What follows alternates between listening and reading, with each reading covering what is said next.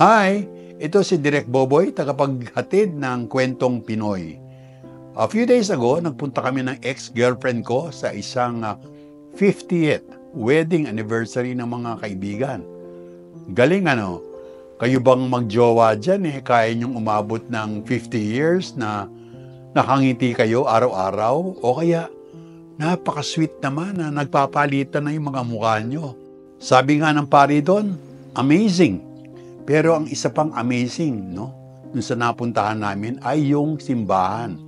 Yung simbahan, hindi lang gawa ng isa, hindi lang gawa ng dalawa, kundi gawa ng 5 national artist. Kabilib-bilib, kahanga-hanga. Puntahan po natin. Sama kayo.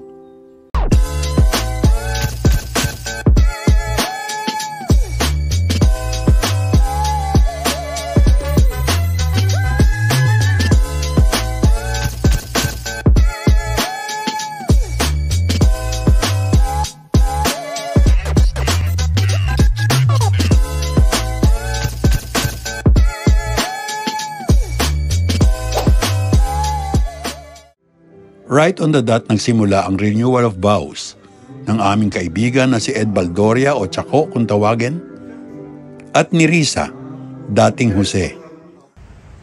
Naganap ang kanilang recommitment sa UP Chapel o Church of the Holy Sacrifice.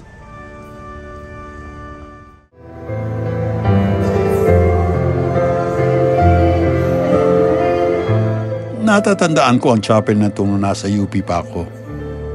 Napupuno ito tuwing may periodical exam. Bakit kaya? The Church of the Holy Sacrifice will celebrate its 70th year this year.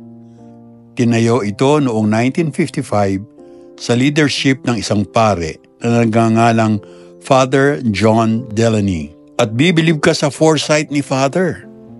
Pinagkatiwalaan ng gusto ang mga artist na mostly bagito, maliban sa isa, na buuin ang simbahan. Naroon si Leandro Locsin, 27 years old noon. Siya ang arkitekto na nagdisenyo ng pabilog na structure. Kakaiba siya noong panahon na yon. Bold approach, open on all sides, lagusan ang hangin. Makikita niyong parang dome o parang itlog ang pinakabubong. Buhos kung tawagin. Pero thin shell, manipis pero matibay. May kwento nga na nag-uulan daw nung ginagawa ang bubong. Delikado sa buhos at baka lumabnaw ang simento. Sa bisa ng dasal, nagpakita at nagpasikat ang araw. Enough time lang para maibuhos sa hulma o shape ang simento at matuyo. Pagkatapos noon, umulan muli. Miraculous, hindi ba?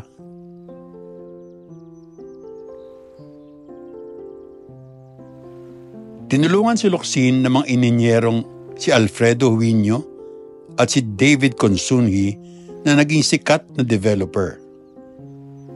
Eventually, si Leandro Locsin ay naging national artist. Sa loob ng simbahan ay mga fantastic works ng 4 pang creators na naging national artist din tulad ni Locsin. Si Napoleon Abeba, edad 25, Ang Kyukok, edad 24, Arturo Luz, edad 29, at Vicente Manansala na siyang pinakaguruang noon, 45. Nandito, makikita nyo, River of Life, na gawa ni Arturo Luz.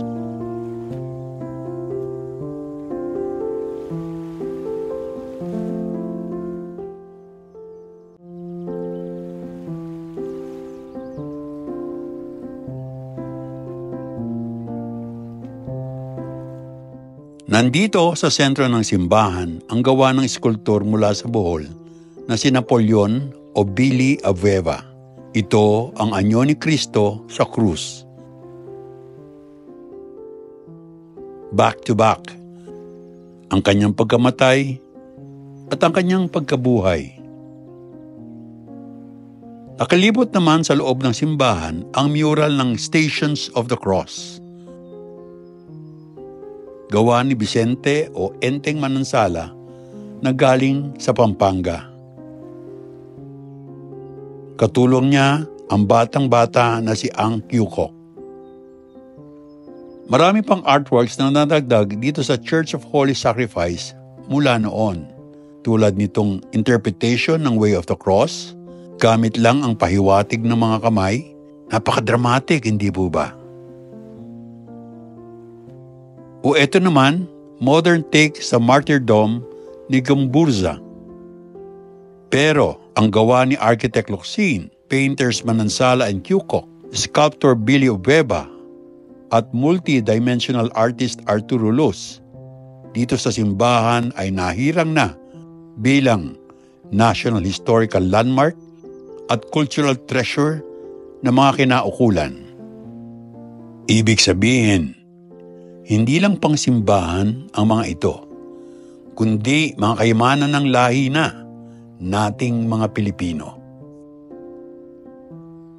So yun po, I'm sure maraming kaganapan na mangyayari sa UP Chapel kasi it will mark its 70th year, no? Sa simbahan na gawa ng 5 national artists, sa simbahan na 70 years old na I'm sure maraming kaganapan na mangyayari this year kasi nga sa anniversary nito. Ngayon, gusto ko lang sa inyo, please like, share, and subscribe, no? Or better still, mag-comment po kayo below.